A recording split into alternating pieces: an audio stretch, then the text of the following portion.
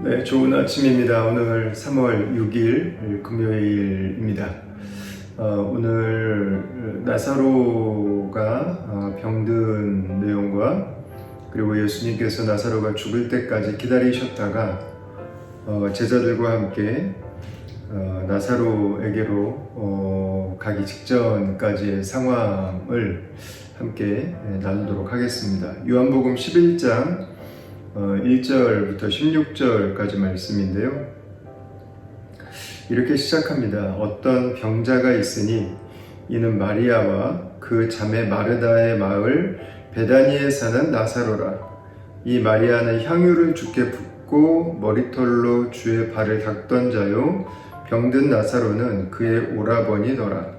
이에 그 누이들이 예수께 사람을 보내어 이르되 주여 보시옵소서, 사랑하는 자가 병들었나이다 하니, 우리가 잘 아는 것처럼 나사로와 마르다, 마리아는 오누이였습니다. 3남매였죠.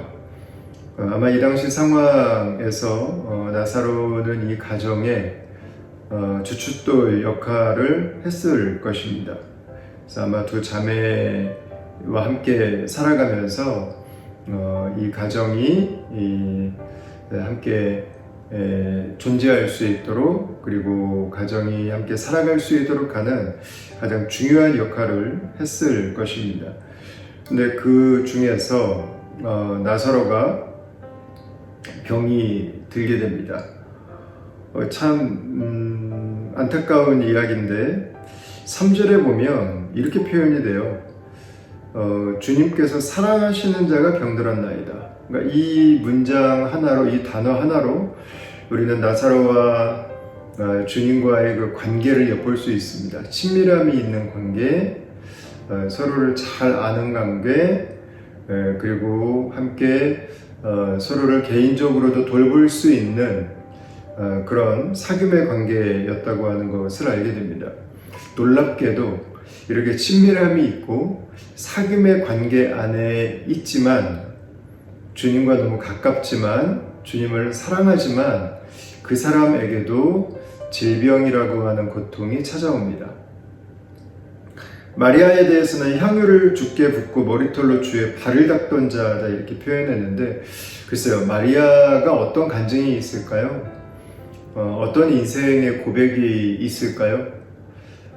이 내용을 보면 마리아는 그녀 안에 주님을 향한 특별한 헌신이 있었던 것 같습니다.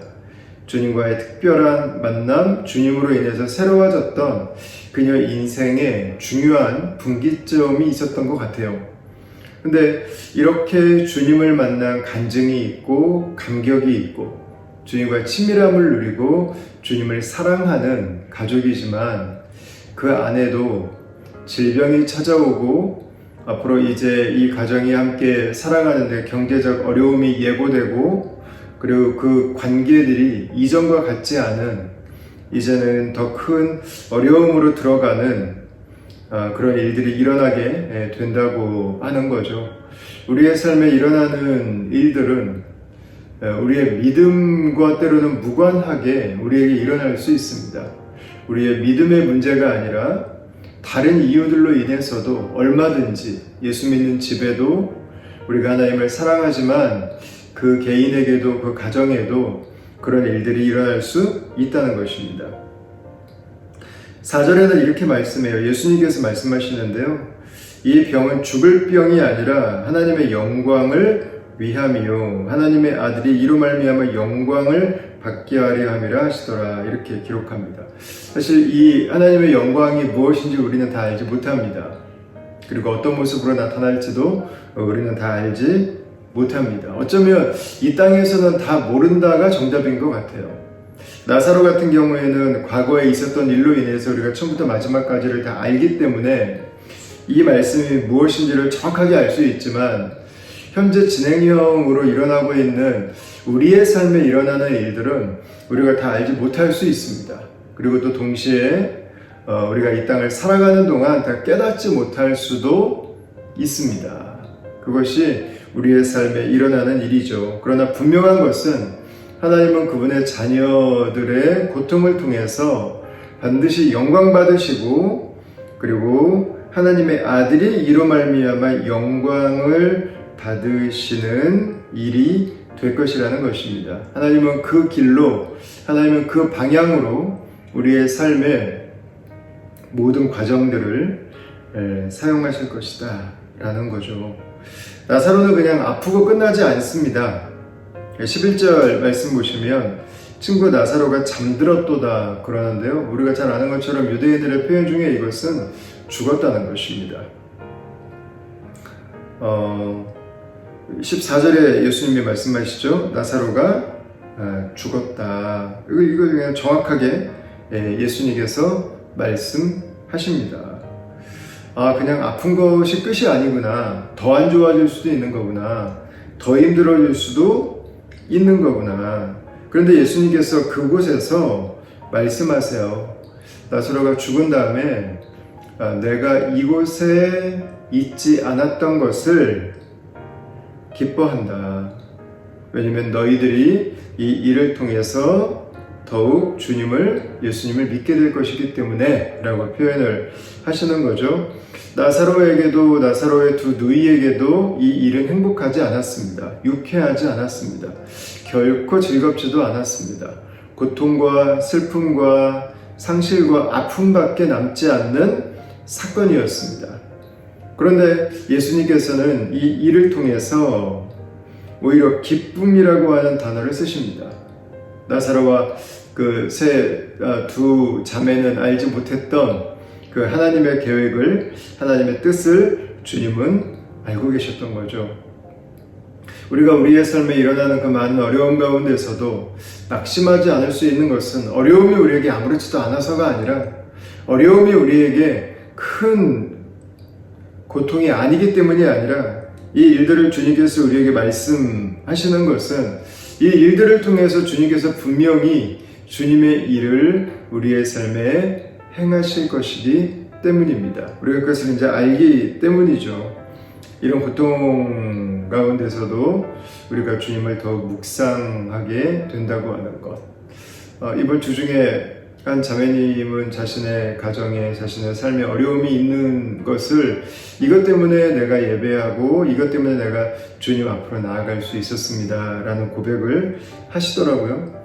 이 고통 가운데서 우리는 하나님의 고통을 배우게 됩니다. 이 고통 속에서 우리는 예수님께서 우리를 위해서 받으셨던 육신의 고난만이 아니라 그 마음의 고통이 무엇인지를 배우게 됩니다. 우리의 문제가 해결되고 치유되는 과정들을 통해서 우리는 하나님께 감사하고 주님을 찬양하게 됩니다. 내가 어려움을 겪는 기간 동안 주님께서 나와 함께 하심을 깨닫는 것은 내 삶이 주님의 임재 안에 있다고 하는 그 귀한 고백이 되죠. 이런 시간들을 통해서 나와 우리 가족들이 영적으로 각성하는 계기가 되기도 하고요.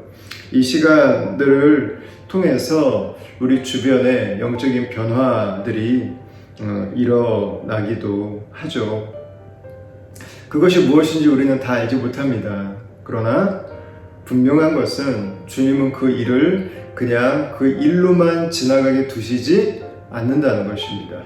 그리고 우리의 삶의 모든 고통들을 통해서도, 아픔들을 통해서도 우리가 이해하지 못하고 받아들이지 못하는 그 모든 순간과 상황들 속에서도 하나님은 하나님의 일을 하실 거라는 것입니다. 그리고 예수님은 제자들이 주님 거기로 가면 우리 안 돼요. 예수님 위험해지시잖아요 라고 말하는데도 불구하고 예수님은 다시금 발걸음을 옮기십니다.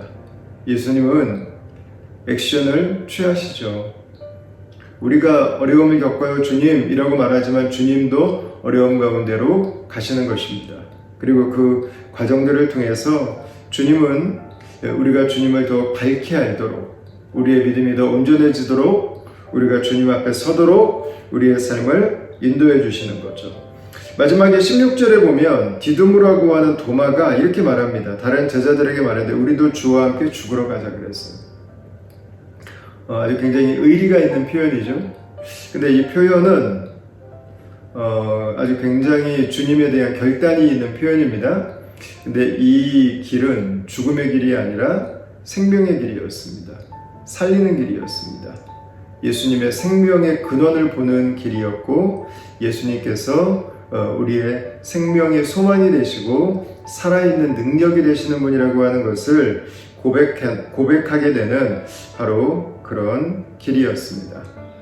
이 주님을 알게 될 때 때로는 우리에게 어려움이 있고 불편함이 있고 때로는 우리의 삶에 위기가 예상된다고 해도 그 길을 담대하게 가게 될 수 있는 거겠죠. 왜냐하면 그 길이 생명의 길이고 그 길이 살리는 길이고 그 길이 주님께서 영광 받으시는 바로 그 길이기 때문이죠. 그 주님 안에 오늘 하루도 거하게 되길 바라고요. 그 주님 안에 거하는 오늘 하루가 저와 여러분들의 간증이 되길 바라고 그 하루로 인해서 주님을 즐거워하는 주님과의 친밀함이 더 깊어지는 그런 하루가 되실 수 있기를 바랍니다. 오늘 제가 읽고 있는 이 큐티 책의 제목이 하나님의 영광을 위함이라 라고 기록이 되어 있는데 오늘 하루 우리가 만나게 되는 모든 삶의 시간들을 통해서 하나님의 영광이 드러나는 하나님께서 영광 받으시는 그리고 그 과정을 통해 우리의 삶이 하나님 앞에 온전히 풀어지고 치유되고 새로워지고 주님을 만나게 되는 그런 복된 은혜가 있기를 우리 주님의 이름으로 축원합니다. 한번 기도하겠습니다. 하나님, 오늘 우리에게 주신 이 귀한 말씀을 함께 묵상하며 우리 다음 가족들이 함께 우리의 일상으로 나아갑니다. 안방에서 이 말씀을 함께 들으시든 운전 중에 들으시든 일터에서 들으시든 하나님 어느 곳에 있든 주께서 우리에게 이 말씀을 주신 주의 마음을 분별케 하여 주시고 하나님께서 우리에게 오늘도 하나님의 선을 향해 하나님 모든 것들을 협력해서 일하시는 분이신 것을 고백하는 복된 날 되게 하여 주시고 오늘 하루 우리의 삶의 모든 자리에서 주님과의 친밀함을 더하고 주님을 즐거워하고 그리고 우리의 삶이 주와 함께 있으므로 귀한 간증들이 되는 복된 날 되게 하여 주시옵소서. 감사하고 예수님 이름으로 기도합니다. 아멘. 여러분 오늘 하루도 우리 주님의 영광이 여러분들의 삶에 함께 하시기를 축원합니다. 감사합니다.